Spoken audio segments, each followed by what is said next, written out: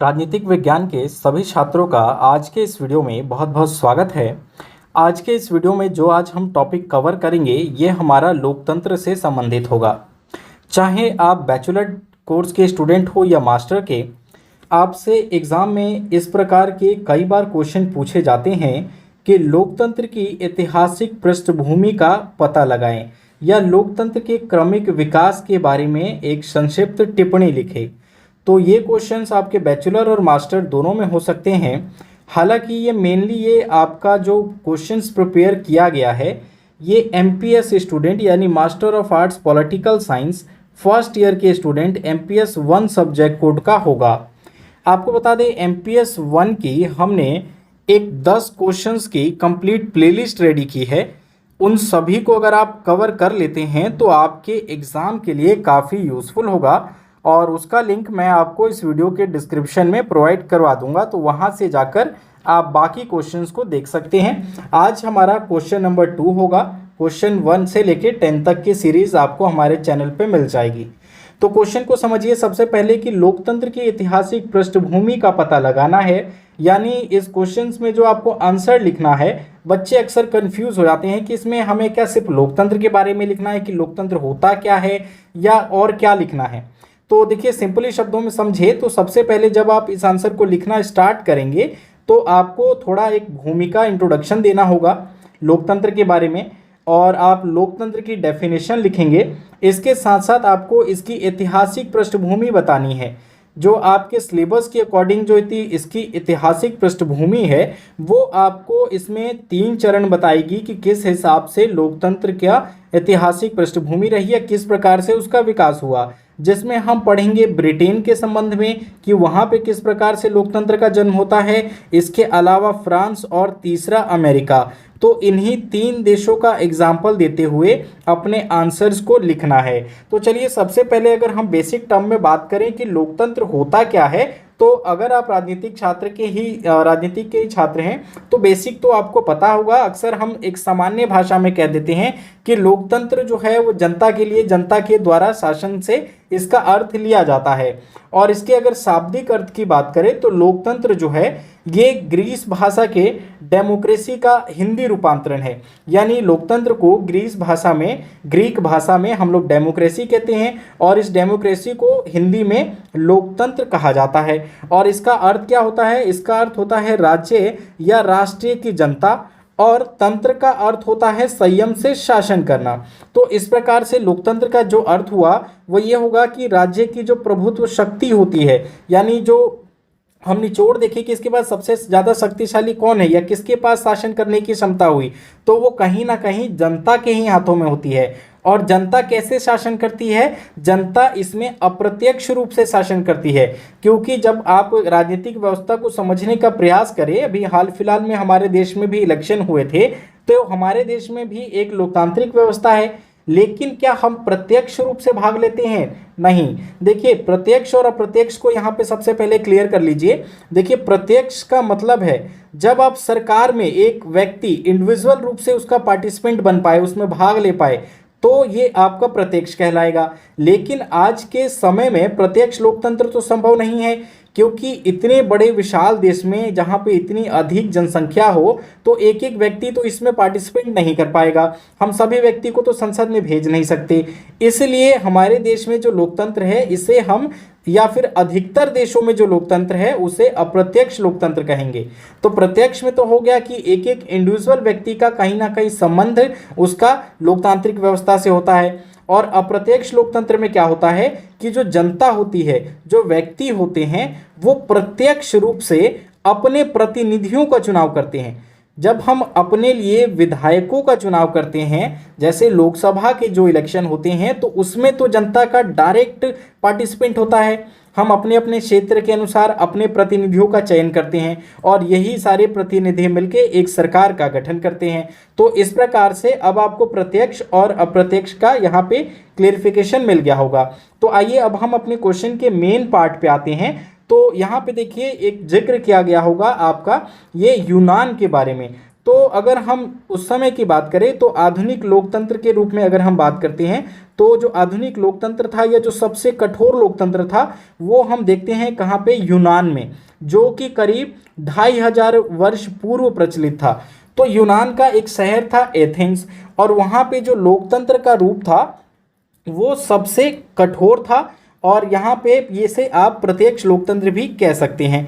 और इस समय की जो व्यवस्था थी एथेंस में लोकतंत्र में, तो यहाँ पे केवल 3 श्रेणियों को जो है इस लोकतांत्रिक व्यवस्था से अलग रखा गया था। और ये कौन सी श्रेणियां थी? एक तो इसमें जो दास थे, वहाँ पे जो दास लोग थे वो डायरेक्ट पार्टिसिपेंट लोकतांत्रिक व्यवस्था में नहीं कर सकते थे।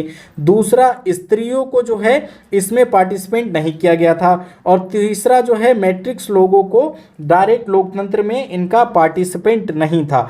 तो ये देखिए एक तरीके से ये किस चीज़ को जन्म देते हैं? ये जन्म दे रहे हैं असमानता को। तो इसी असमानता ने आगे जाकर लोकतंत्र के विकास की नींव रखी, और धीरे धीरे लोकतंत्र का फैलाव होता गया, और सभी व्यक्ति के समान अधिकार, समान उनकी स्वतंत्रता, ऐसी धारणाओं ने लोकतंत्र को आगे विस्तृत किया। तो आई होप आपको ये इंट्रोडक्शन समझ में आ गया होगा। अब हम लोकतंत्र के अर्थ की बात करें तो जैसा कि हमने स्टार्टिंग में ही पढ़ा कि लोकतंत्र जो है आपके ये ग्रीक शब्द का हिंदी रूपांतरण है जिसे हम लोकतंत्र कहते हैं, और इसका अर्थ होता है राज्य या राष्ट्र की जनता द्वारा संयम से शासन करना। और लोकतंत्र हम उस सरकार को कहते हैं जिसमें कि प्रत्येक व्यक्ति भाग लेता हो, जिसमें जनता क्या करती है, प्रत्यक्ष रूप से निर्वाचित प्रतिनिधियों को अप्रत्यक्ष जो है अपने निर्वाचित प्रतिनिधियों को प्रत्यक्ष रूप से चुनती है, और इन अप्रत्यक्ष रूप से चुने गए शासकों द्वारा शासन किया जाता है। क्योंकि वर्तमान राज्य क्या है, जैसा कि हमने इंट्रोडक्शन में भी देखा था, वर्तमान राज्य की जो जनसंख्या है इतनी अधिक है या उनका आकार इतना बड़ा है कि हम सभी व्यक्ति को एक एक करके पार्लियामेंट में तो भेज नहीं सकते, उनका डायरेक्ट सरकार में पार्टिसिपेंट तो कर नहीं सकते, इसलिए वो अपने प्रतिनिधि चुनते हैं और उन प्रतिनिधियों के माध्यम से शासन होता है। और लोकतंत्र में जो अंतिम शक्ति होती है वो जनता के हाथों में होती है। अंतिम जो शक्ति है वो जनता के हाथों में इसलिए कहा गया है क्योंकि लोकतांत्रिक व्यवस्था में चाहे किसी भी देश की बात करें, चाहे भारत के संबंध में देखें, ब्रिटेन में देखें या अमेरिका में देखें, एक नियत समय पे यानी कि एक निश्चित समय पे वहाँ पे चुनाव होते हैं, और हमारे हाथों में ये शक्ति होती है कि यदि हमें किसी शासक वर्ग का, किसी पार्टी का कार्य पसंद नहीं आ रहा है, उनके द्वारा अगर ज़्यादा अत्याचार किया जा रहा है या हमारे भावनाओं को ठेस पहुंचाई जा रही है, कुछ भी कारण हो सकते हैं, तो आप अगले चुनावों में अपने प्रतिनिधियों को चुन सकते हैं। तो इसीलिए कहते हैं कि लोकतंत्र में अंतिम शक्ति जनता के हाथों में होती है, क्योंकि हमारे पास ये राइट्स है कि अगर हमें आपका कार्य पसंद नहीं आया तो हम अगले 5 साल बाद आपको बदल देंगे, आपको वोट नहीं देंगे। जब भी हम प्रतिनिधियों के कार्य से असंतुष्ट होते हैं तो उनके स्थान पे हमें हमेशा ही नए प्रतिनिधि चुनने का अधिकार होता है। और वर्तमान की जो लोकतांत्रिक व्यवस्था है इसे हम उदारवादी लोकतंत्र के नाम से जानते हैं। तो ये क्लियर हो गया होगा आपको इसकी डेफिनेशन। जब भी आप अपने आंसर में डेफिनेशन लिखें तो किसी एक राइटर को कोट जरूर कर दे। यहाँ पे हम ब्राइस के लोकतांत्रिक परिभाषा देते हुए वो क्या कहते हैं इसके बारे में लिख सकते हैं। बिल्कुल सिंपल है, इसे आप इजीली याद कर सकते हैं। लोकतंत्र शासन की ऐसी पद्धति है जिसमें राज्य के शासन की किसी शक्ति किसी विशेष वर्ग के हाथों में ना होकर समाज के सभी सदस्यों के हाथों में निहित होती है। सिंपल बात ये भी कह रहा है ब्राइस की जो लोकतंत्र है इसमें जो शक्ति है वो किसी समाज के एक वर्ग के हाथों में नहीं होती बल्कि सभी सदस्यों के हाथों में होती है। इस प्रकार ये स्पष्ट है कि लोकतंत्र एक ऐसी शासन व्यवस्था है जिसमें प्रत्येक व्यक्ति भाग लेता है, क्योंकि यहाँ पे हमारे देश में भी वयस्क मताधिकार की व्यवस्था है। जो भी 18 वर्ष या उससे अधिक आयु के हैं वो सभी व्यक्ति चुनावों में मत के द्वारा अपना पार्टिसिपेंट दे सकते हैं। ठीक है, तो ये क्लियर हो गया होगा। अब हम बात करते हैं इसके मेन पार्ट पे जिसमें आपसे पूछा गया था इसके विस्तार के बारे में या इसके उद्गम के बारे में कि किस प्रकार से इसका उद्गम होता है। तो लोकतंत्र की जो आधुनिकता की विषय सूचक संस्थाएं हैं तो उसके रूप में जाना जाता है। लोकतंत्र क्या है? ये आधुनिकता। जब भी हम याद रहे कि मॉडर्नाइजेशन की बात करते हैं तो कहीं ना कहीं इसका संबंध लोकतंत्र से आएगा। अगर हम कहें कि कोई देश आधुनिक हो गया है तो जरूर उस देश में लोकतांत्रिक व्यवस्था भी होगी। तो एक ये विषय सूचक के रूप में भी लोकतंत्र काम करता है। आधुनिकता इजिकल टू आप कह सकते हैं कि मॉडर्नाइजेशन या आधुनिकीकरण। और ऐसा माना जाता है कि यह वैचारिक, सामाजिक और आर्थिक परिवर्तन की जटिल प्रक्रिया रही थी। कौन? लोकतंत्र। यानी लोकतंत्र कोई एकाएक नहीं आ गया, इसके उत्पन्न होने में बहुत सारी जटिल प्रक्रियाएं रही। ये जटिल प्रक्रिया वैचारिक, सामाजिक और आर्थिक परिवर्तन के बारे में थी। क्योंकि हमने शुरू में एक हल्का सा जिक्र एथेंस का किया था जहां पे प्रत्यक्ष लोकतंत्र था, लेकिन ध्यान रहे वहां पे जो दास थे और स्त्रियां थी इनको जो है लोकतांत्रिक व्यवस्था से बाहर रखा गया था, इनका कोई पार्टिसिपेंट नहीं था। तो इन्हीं सब जो अधिकारों की मांग थी, तो इसके परिवर्तन के रूप में आज हम आधुनिक लोकतंत्र को देखते हैं। तो ब्रिटेन में इस परिवर्तन का संकेत हमें कब मिलता है? औद्योगिक क्रांति से मिलता है। और ब्रिटेन में औद्योगिक क्रांति कब शुरू हुई? 18वीं सदी के मध्य में इसमें प्रारंभ होती है। तो जब 18वीं सदी में ब्रिटेन में औद्योगिक क्रांति शुरू होती है, उसी समय से ब्रिटेन में लोकतंत्र का जन्म होता है। ठीक इसी प्रकार से हम बात करें फ्रांस और अमेरिका की, तो यहाँ पे देखेंगे हम ये भी 17वीं 18वीं शताब्दी से लेके और 19वीं शताब्दी तक इसका लोकतांत्रिक विकास हमें फ्रांस और अमेरिका में देखने को मिलता है। अगर हम आधुनिक लोकतंत्र की बात करें तो सर्वप्रथम जो आधुनिक लोकतंत्र माना जाता है वो ब्रिटेन को माना जाता है। और जब 17वीं शताब्दी में ब्रिटेन में जब गृह युद्ध हो रहा था और वहाँ पे तानाशाही की व्यवस्था थी, जो शासन था वहाँ पे निरंकुश था, क्योंकि सारी जो शक्तियाँ थी वहाँ पे शासक के हाथ में, जो शाही शासक था उसके हाथों में था। लेकिन वहाँ पे गृह युद्ध की स्थिति स्टार्ट होती है 17वीं शताब्दी में। और वहाँ से होता क्या है कि जो शक्तियाँ थी जो कि क्राउन के हाथों में थी, वो निकलकर अब पार्लियामेंट के पास आ जाती है। और पार्लियामेंट के 2 सदन वहाँ पे बनाए जाते हैं, जिसे एक हाउस ऑफ कॉमन का नाम दिया गया और एक निर्वाचित गृह सभा। तो वहाँ पे ये निरंकुश शाही तंत्र समाप्त होती है और लोकतंत्र के जन्म की शुरुआत होती है। अगर हम बात करें उस समय तो ब्रिटेन में था क्या कि शुरुआत में देखते हैं तो जो शक्तियाँ थी तो वो किसके पास थी? संपत्ति वाले वर्ग के पास। जो भी भुर्जुआ वर्ग था, जो अभिजात वर्ग था, जिसके पास पैसे अधिक थे, तो उनके पास सारी शक्तियां निहित थी और वही जो है राजनीति का संचालन करते थे। लेकिन इसमें धीरे धीरे हुआ क्या कि संघर्ष बढ़ता गया लोगों के बीच में और 19वीं शताब्दी में जाकर मताधिकार का इसमें विस्तार हुआ। ठीक है, पहले केवल किसके पास अधिकार थे? जो भी संपत्तिशाली वर्ग था, जिसके पास पैसा था, शक्ति भी उसी के हाथों में थी और मताधिकार भी केवल उसी के पास था। लेकिन 19वीं शताब्दी में जाकर मताधिकार का वहाँ पे विस्तार होता है और 1932 में जब रिफॉर्म एक्ट आया तब उच्च मध्य वर्ग जो थे उनको मताधिकार दान दिया गया। और उसके उपरांत यानी जो पहले मताधिकार 1932 में रिफॉर्म एक्ट लाया गया वहाँ पे ब्रिटेन में, और रिफॉर्म एक्ट में केवल जो मध्य वर्ग थे उनको मताधिकार दिया गया। उसके बाद जो वहाँ कामगार वर्ग था, जो मजदूर वर्ग था, उनको भी मताधिकार दिया गया।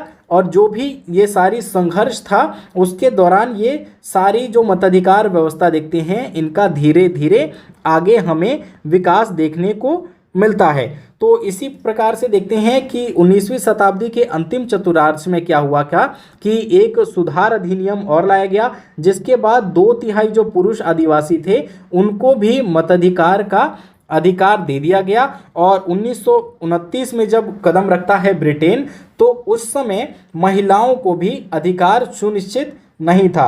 तो 1929 तक ये यहाँ पे जो देखें तो महिलाओं को मत देने का अधिकार नहीं था। लेकिन सार्वभौमिक वयस्क मताधिकार 1948 में लागू हुआ। उसके बाद से हमें ब्रिटेन में लोकतांत्रिक व्यवस्था की संपन्नता और उसका विकास देखने को मिलता है। तो ये था ब्रिटेन का जिक्र।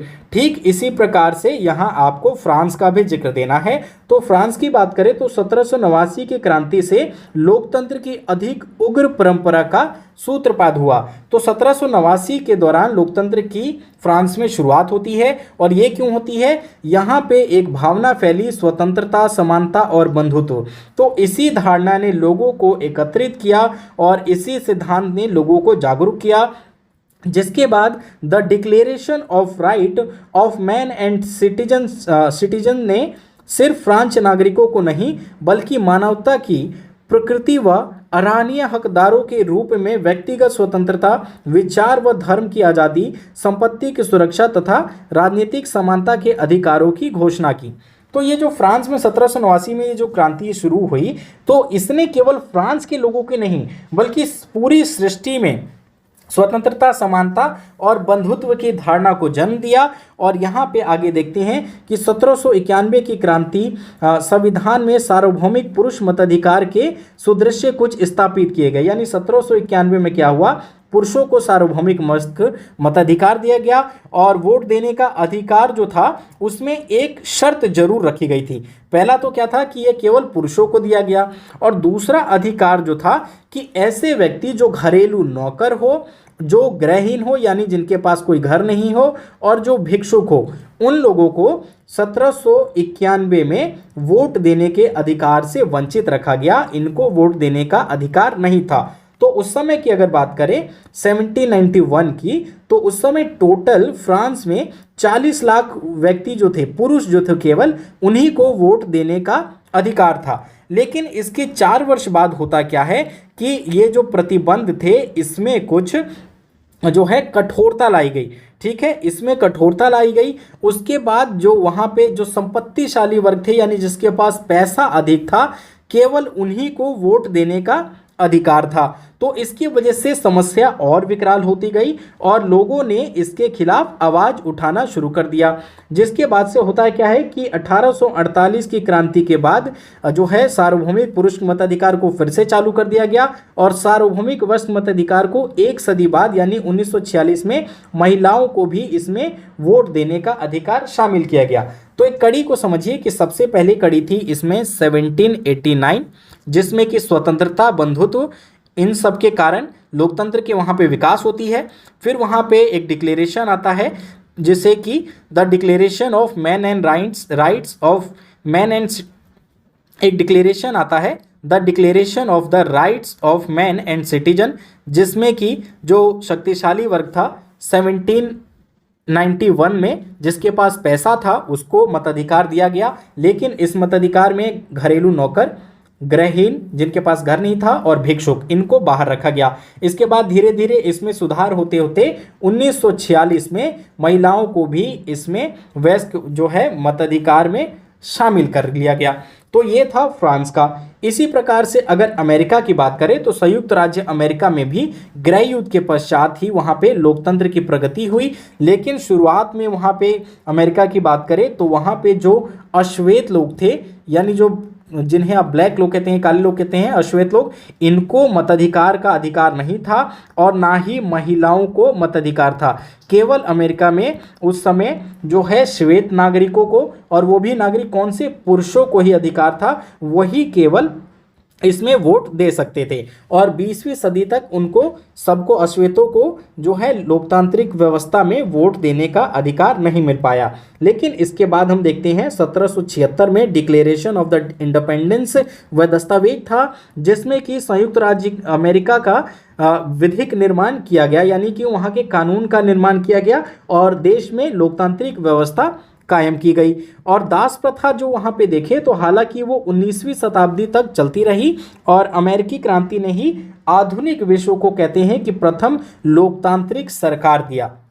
ठीक है, तो इस प्रकार से जब वहाँ पे 1776 में जब संविधान का गठन किया गया, लोकतांत्रिक व्यवस्था लागू की गई, तो यहाँ पे धीरे धीरे सभी लोगों को मताधिकार के दायरे में शामिल किया गया और वहाँ पे लोकतांत्रिक व्यवस्था में 3 शाखाओं के निर्माण किया गया जिसमें कि कार्यकारिणी, विधायिका और न्यायपालिका, और इनके बीच शक्तियों का बंटवारा किया गया और अमेरिका को ही हम लोकतांत्रिक जो है आधुनिक लोकतांत्रिक समाज की इसको हम इसकी बात करते हैं। हालांकि इसमें कुछ विवाद देखने को जरूर मिल सकता है कि अक्सर हम लोग कहते हैं कि भारत में सबसे पुराना लोकतंत्र है, लेकिन जब भी आप कोई पढ़ते हैं, आपका जो स्टडी मटेरियल भी है उसके अकॉर्डिंग भी आधुनिक लोकतंत्र की हम जब बात करते हैं तो उसमें अमेरिका का जिक्र आता है। तो इस प्रकार के कुछ आपको आंसर लिखने होंगे और तदुपरांत आप लोकतंत्र को चार इसकी जो है लहर बता सकते हैं कि कब कब इसकी लहरें आई।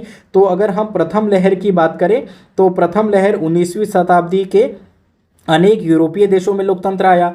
द्वितीय लहर की बात करें तो प्रथम विश्व युद्ध के बाद यूरोप के अनेक देश जैसे कि स्वीडन के देश थे उन देशों में लोकतंत्र आए।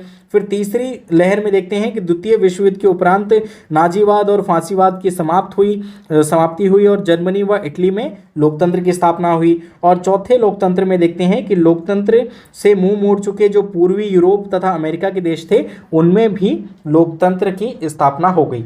तो ये वीडियो कैसी लगी कमेंट करके जरूर बताएं। अगला क्वेश्चन हम आपका अधिकार संबंधित करेंगे तो उसको अभी आप जरूर देख लेंगे।